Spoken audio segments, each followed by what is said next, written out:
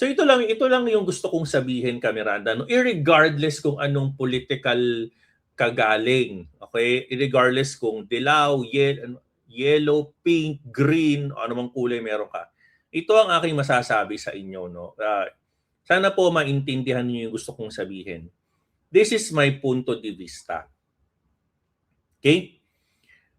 Kasi nanggaling sa abroad, yung nag-comment na ang bobo mo, boy kalye ka, ganyan-ganyan. Kasi yung post nung kaibigan ko, puro mga talagang hardcore yun. Sabi ko, masakit ang ulo ko sa kanya. Pero ayoko siyang tirahin, ayoko siyang birahin, kahit iba paniniwala namin. Sabi ko sa kanya, alam mo bro, I lived, worked, and studied across different parts of the world, including the US, Germany, the UK, China, Singapore, Dubai, Switzerland, France, Italy, and currently at the London Business School. One lesson these experiences have reinforced to me is exposure to different culture does not grant you or anyone moral authority over others. If anything, it teaches us humility. Alam mo, living overseas does not give a person the right to police others' opinions, dictate what they should post, or assume intellectual superiority.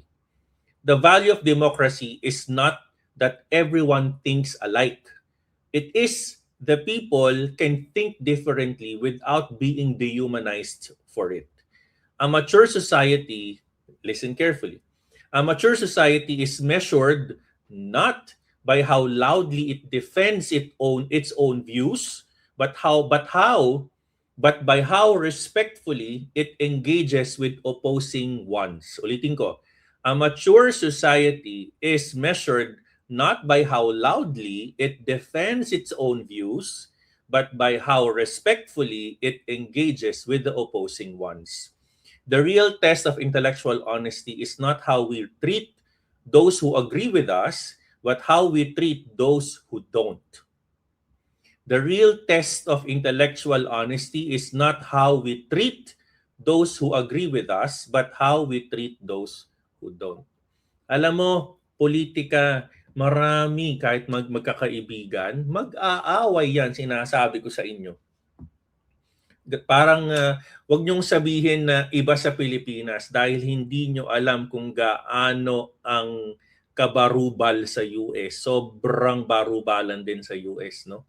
So, hindi natin pwedeng sabihin na talagang iba tayo sa politika dahil lahat naman ng culture iba din.